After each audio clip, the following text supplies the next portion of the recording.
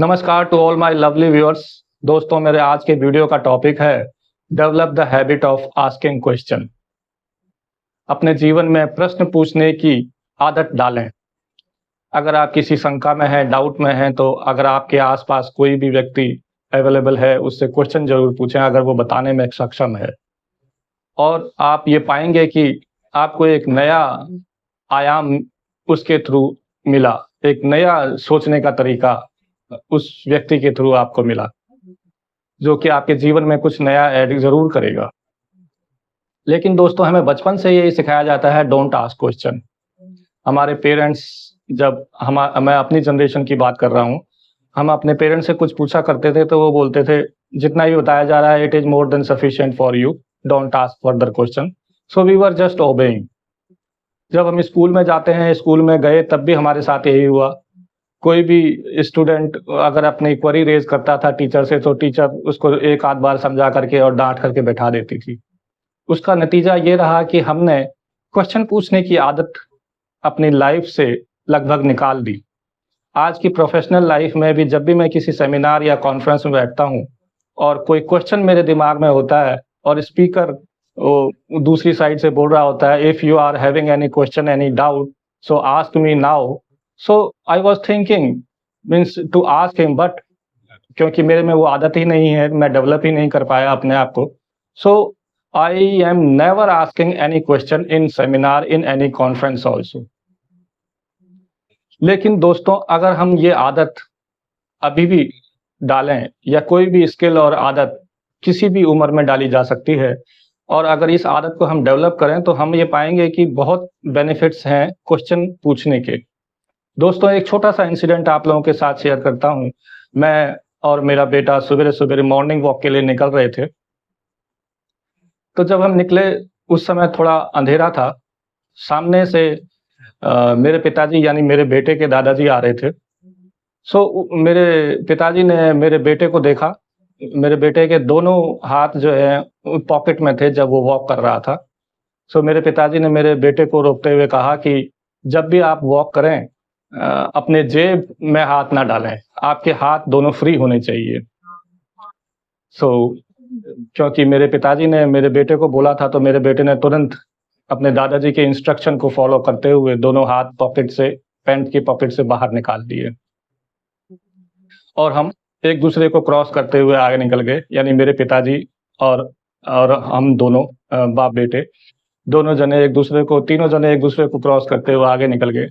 तो जब मेरे पिताजी लगभग 10 कदम दूरी पर मेरे से पहुंच गए, हम लोगों से पहुंच गए, तो मेरे बेटे ने मेरे से क्वेश्चन पूछा, व्हाट ए यूजलेस लाइन दादाजी said to me right now.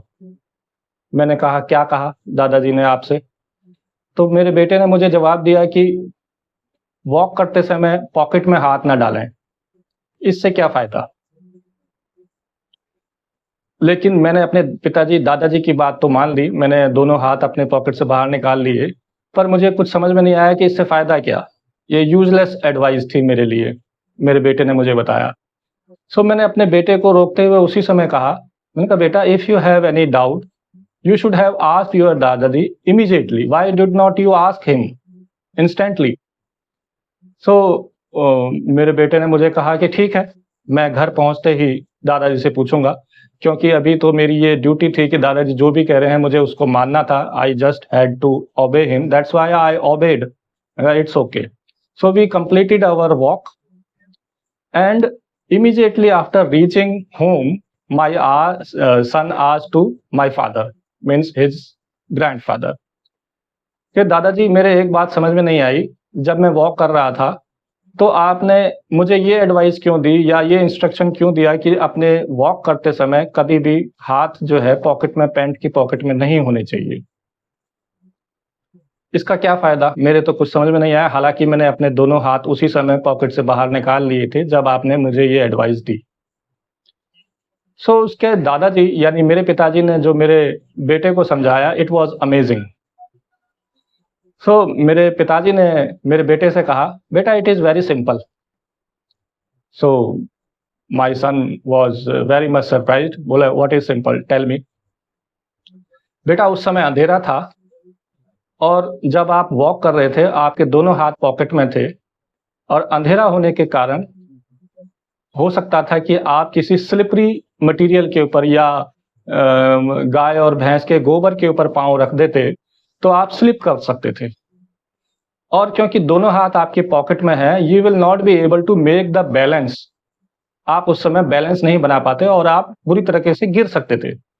लेकिन ऑन द कॉन्ट्रेरी, अगर आपके दोनों हाथ बाहर हैं, पॉकेट में नहीं हैं और आप वॉक कर रहे हैं और अनफॉर्चुनेटली आपका पैर किसी स्लिपरी चीज पर पड़ गया या गोबर पर पड़ गया, आप फिसल रहे हैं, तो भी आप अपने आप को बचा सकते हैं, क्योंकि आप अपने दोनों हाथों से बैलेंस बना लेंगे, आप किसी चीज को पकड़ लेंगे या गिरने से बच सकते हैं। लेकिन जब आपने दोनों हाथ अपने पॉकेट में रख दिए और आपका पाँव किसी ऐसे मटेरियल पर पड़ गया जिसमें स्लिपरी है, तो आप डेफिनेटली गिरेंगे ही गिरेंगे। So what a wonderful answer. आप बिलीव नहीं करेंगे, उस दिन के बाद जब भी मैं वॉक करता हूँ, मैं अपने दोनों हाथ पॉकेट से बाहर निकाल के करता हूँ। So this happens when you ask question. Maximum benefit you will be availing when you will be asking the question whenever you are in doubt. So my humble request to all my lovely viewers, whenever you are in doubt, just ask if someone is available there and he is also there to advise you. Ask the question. Thank you.